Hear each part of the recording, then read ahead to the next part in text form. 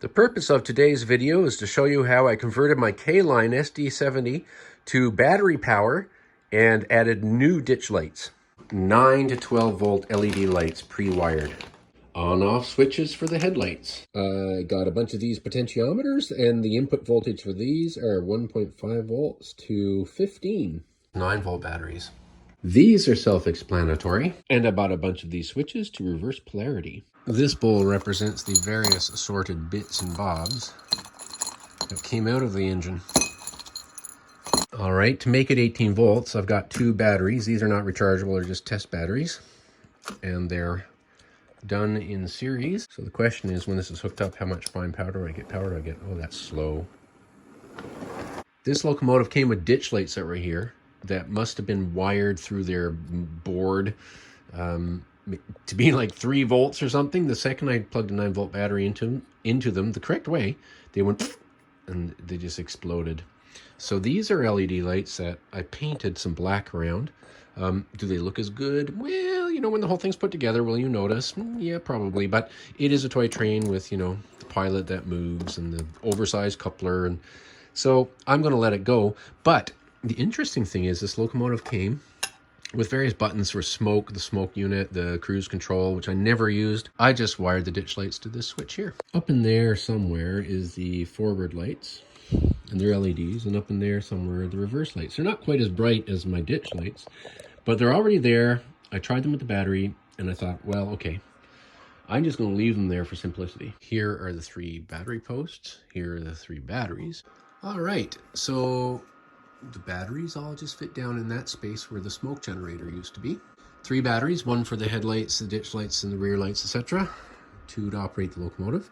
And this is the original cover, which fits on there just perfect. One of the speakers, when I got the engine, had a crack, I guess, and it just sounded crackly. It was like when it was running the sound.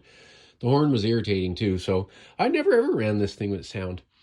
And I don't want to sell this locomotive because I repainted it, and I'm rather attached to it. So I figure that taking the speakers out, I'm creating a nice little spot to hide.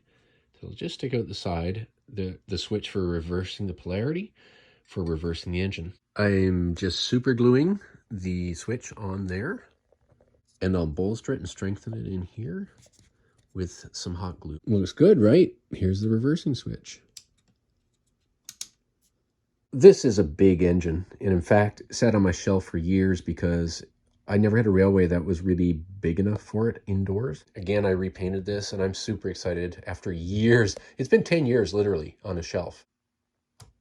Ah, lovely. Headlights, ditch lights. As you can see, we are still a construction zone here.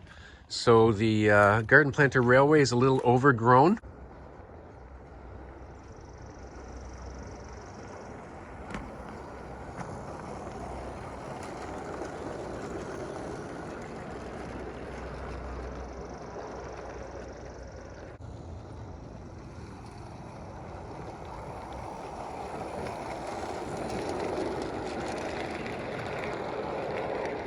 And I still haven't swept the deck from the last windstorm.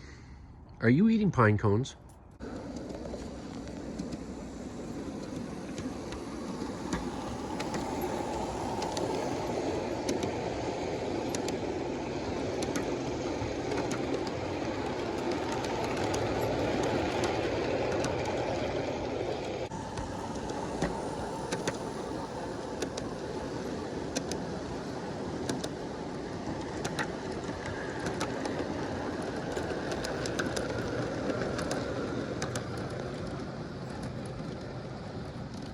I love the ditch lights. Well, I consider that a successful test. Not a speed demon, but, you know, powerful. Ran for quite a while. It still has battery in it. Anyway, that's pretty cool.